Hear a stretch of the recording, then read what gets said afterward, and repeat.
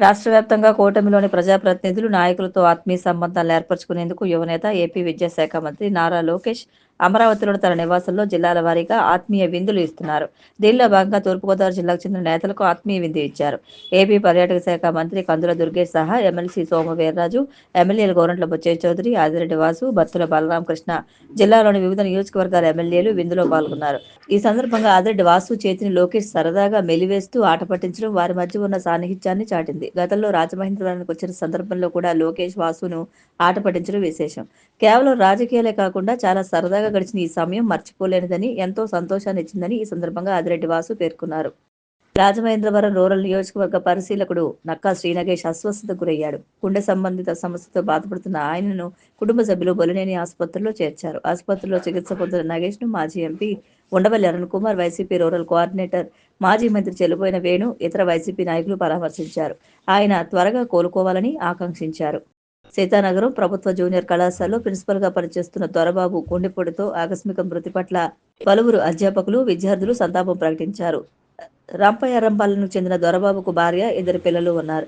వివిధ కళాశాల ప్రిన్సిపల్లు Sudhakar Reddy, Vemagiri Srinivasarao, Krishnakishore, B Mary Sujatha, L Lakshmanarao, A Srinivasarao, P Trinatharaja, తూర్పుగోదావరి జిల్లా జేఎల్ అసోసియేషన్ సభ్యులు తదితరులు సంతాపం ప్రకటించారు. ఢిల్లీ సహా దేశవ్యాప్తంగా ఉన్న ప్రముఖ హిందూ దేవాలయాల్లో దాడులకు పాకిస్తాన్ ప్రేరేపిత ఉగ్రవాద సంస్థ లష్కర్-ఏ-తోయిబా పన్నిన కుట్రను నిఘా వర్గాలు, పోలీసులు గుర్తించి ఢిల్లీలో హై అలర్ట్ ప్రకటించారు.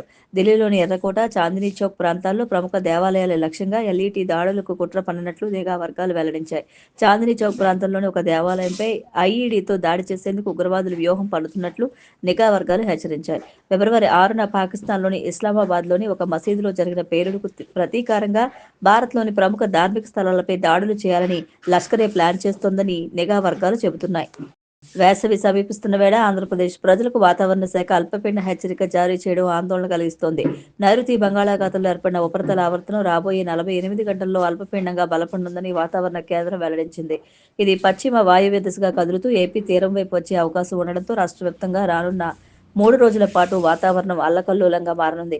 ముఖ్యంగా రాయలసీమ, దక్షిణ కోస్తా జిల్లాలో వర్షాలు కురిసే అవకాశం ఉందని హెచ్చరికలు జారీ చేసింది. ఈ అల్పపీడన ప్రభావం ప్రధానంగా తిరుపతి, చిత్తూరు, అన్నమయ్య, కడప జిల్లాలపై తీవ్రంగా ఉండబోతోంది. ఈ జిల్లాలో ఉరుములు, మెరుపులతో కూడిన మోస్తరు వర్షాలు కురిసే అవకాశం ఉంది. పిడుగులు పడే ప్రమాదం కూడా ఉన్నందున పొలాల్లో ఉండే రైతులు, గొర్రెల కాపరులు అప్రమత్తంగా ఉండాలని విపత్తుల నిర్వహణ సంస్థ సూచించింది.